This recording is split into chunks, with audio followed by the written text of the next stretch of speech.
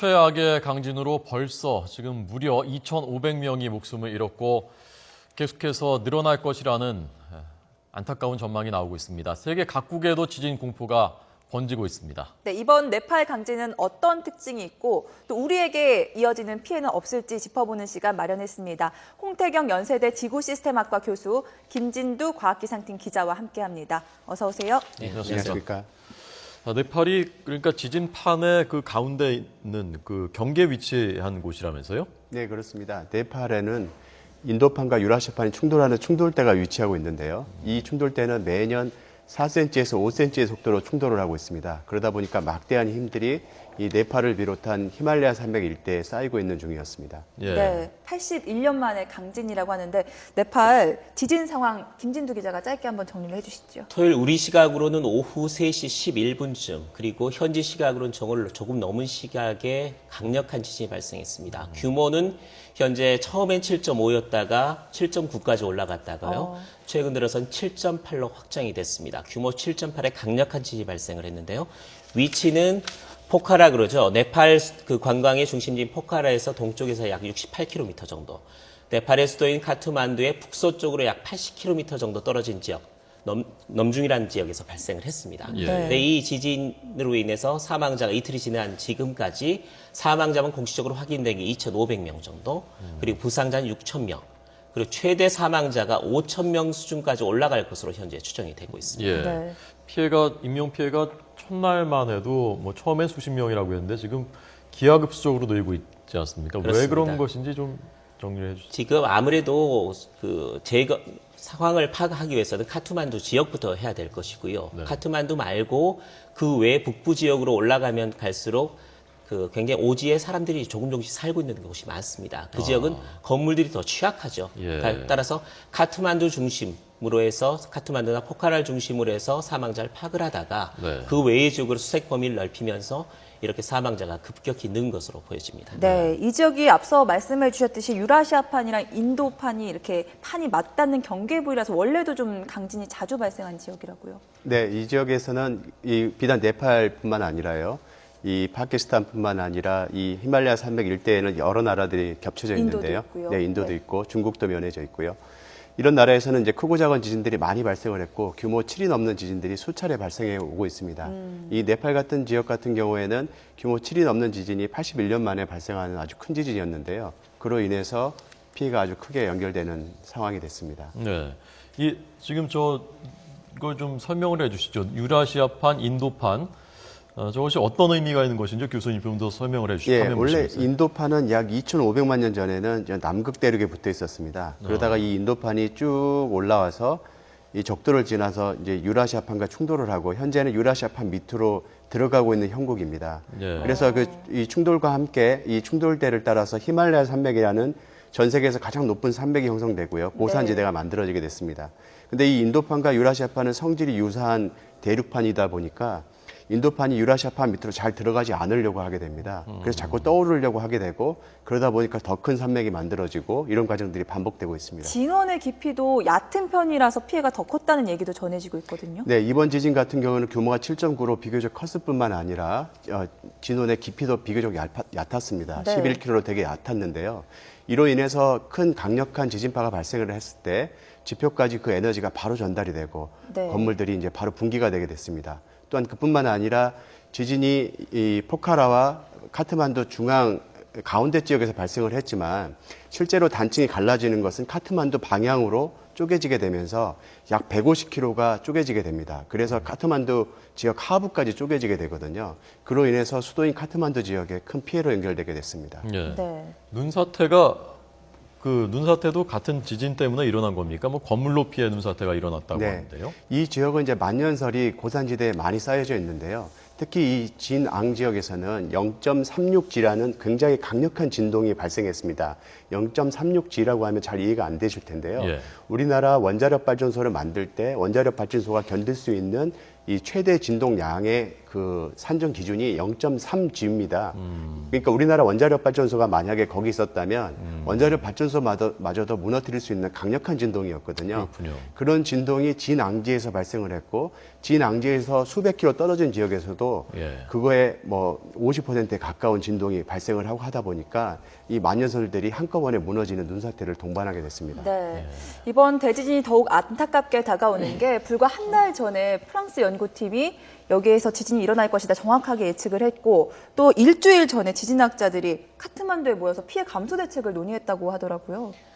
지진은 예측이 어렵습니다. 어느 지역에서 어느 정도로 날지 정확하게 예측할 수 있는 기술은 없습니다. 그런데 지진학자들은 어느 지역에 날 가능성이 있다라는 예측은 가능하거든요. 네. 2010년도 IT 대지진으로 30만 명 정도가 죽었을 때 그때 지진학자들이 예측을 했습니다. 다음 지진은 네팔이다. 그런데 그 다음에 일본의 도호쿠 대지진이 일어나면서 약간 묻혔었죠. 그런데 한 달 전에 프랑스 연구진이 이 지역에 이 정도 규모의 진앙지도 거의 비슷하게 맞췄습니다.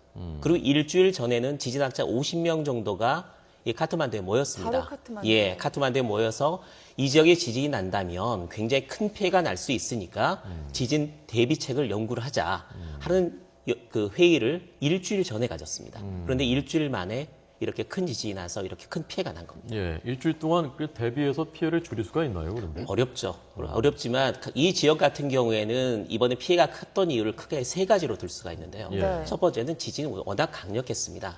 지진이 현재 7.9, 7.8 왔다 갔다 하는데요. 그거는 지진을 어떻게 측정하는지에 따라서 약간 규모가 달라집니다. 그런데 현재로서는 7.9, 7.8 정도가 지금 되고 있는데요. 예. 이 정도라면 히로시마 원폭이 한 250개가 동시에 터지는 정도의 강력한 위력을 지니고 있습니다. 그렇군요. 그런 강력한 지진이 발생을 한 데다 아까 홍 교수님 말씀하셨듯이 단층이 갈라지는 곳이 진원에서부터 카트만두 쪽으로 갈라졌습니다. 카트만두 지하 쪽을 통과를 했거든요. 아까 그 또 얕은 위치에서 통과를 했기 때문에 진원이 11km. 그만큼 흔들림이 심했습니다. 네. 그런데 세 번째는 이 네팔 지역의 건축물 특징이 있습니다.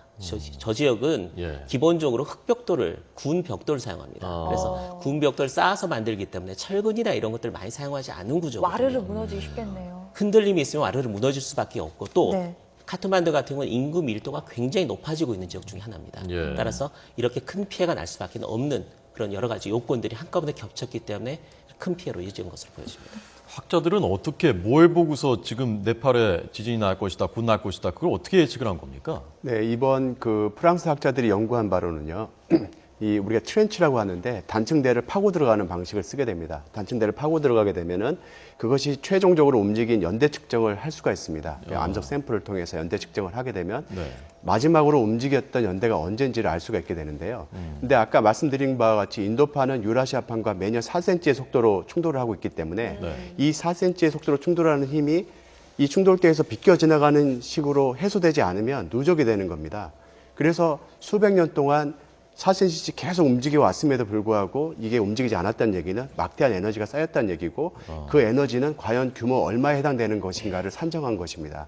그래서 이 지역에 수백 년간 지진이 발생하지 않았기 때문에 큰 지진이 날 가능성이 아주 크다라고 이제 경고를 했던 거죠. 그러면 그런 방식으로 하면 다른 지역들도 언제쯤 지진이 날 수 있다는 걸 예측을 대략 할 수 있는 건가요? 네, 이런 방식의 연구는 굉장히 보편적으로 널리 활용되고 있는 방식이고요. 예. 하지만 이런 연구는 한계가 있는 것이 내륙 같은 지역은 비교적 쉽게 샘플링을 하지만 예. 네.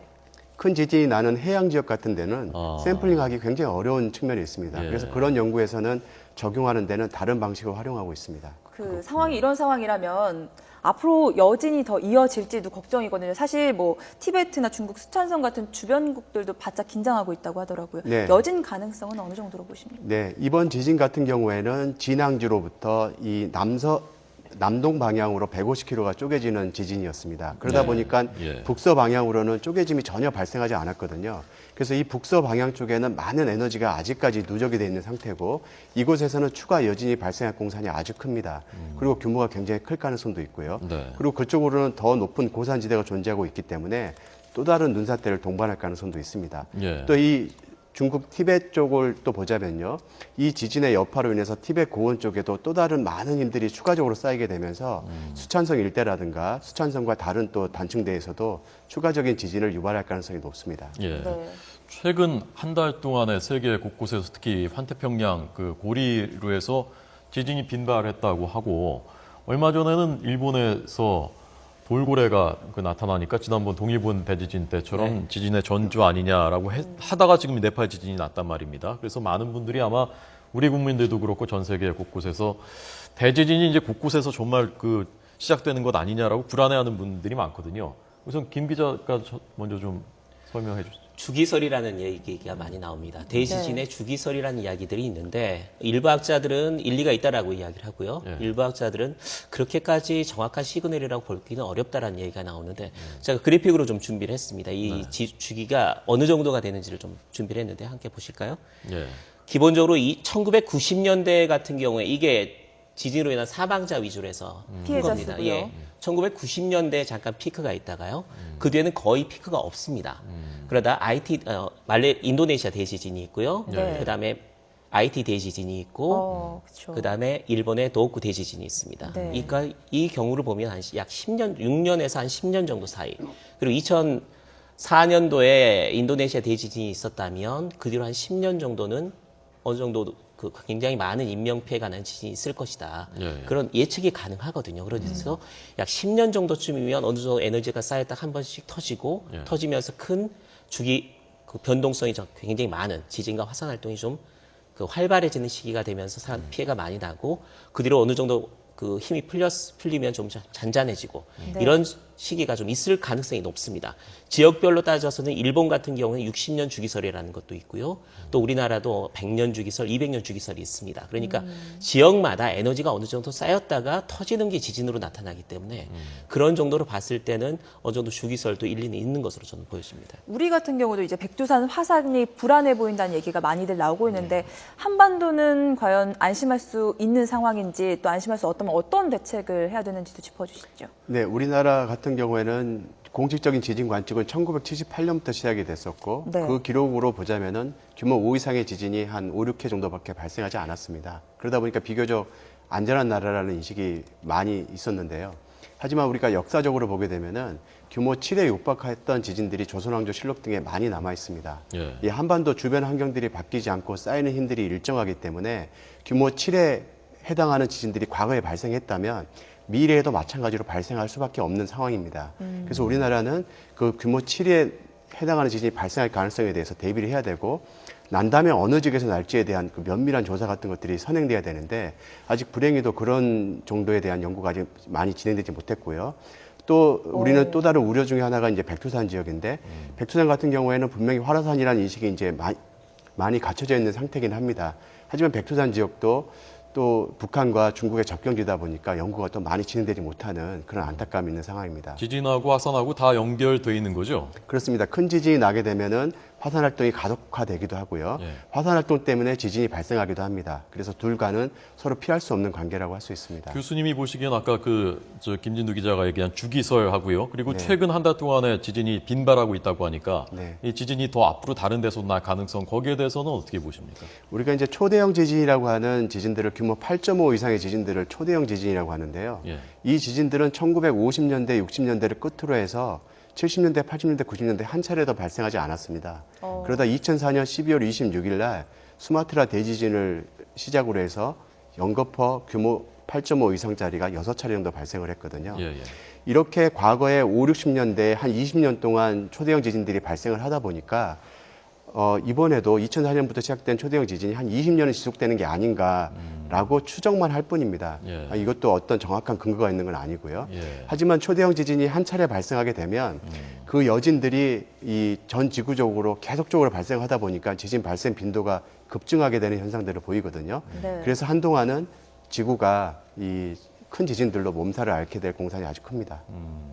그렇다면 제일 가능성이 높은 지역은 어디라고 보십니까? 지금 현재 인구나 이런 피해로 봤을 때는 이 일본이 가장 우려스러운 곳인데요. 이 난카이 해구라고 하는 지역은 바로 일본 동경을 면해 있는 곳입니다. 그래서 이 일본을 기준으로 해서 북쪽 지역은 태평양판이 충돌을 하고 네. 아래쪽은 필리핀판이 충돌을 하는데 지난 2011년도 지진은 태평양판이 충돌하는 곳에서 발생을 했습니다. 네.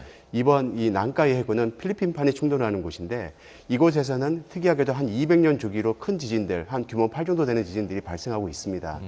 이 지진이 발생한 지가 이제 200년이 돼버렸거든요. 네.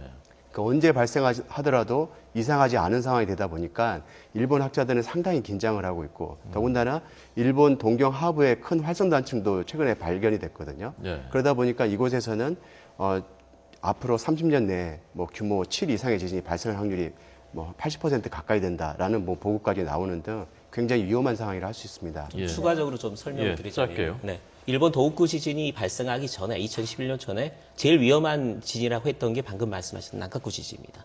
그게 왜냐하면 도쿄에 직격탄을 줄 수가 있기 때문에. 예, 예. 그런데 도호쿠 지진 때문에 난카쿠 지진이 묻혔는데 네. 지금 지진학자들이 네팔 다음은 일본 쪽이다라고 보는 게 그 이유 때문입니다. 예. 네.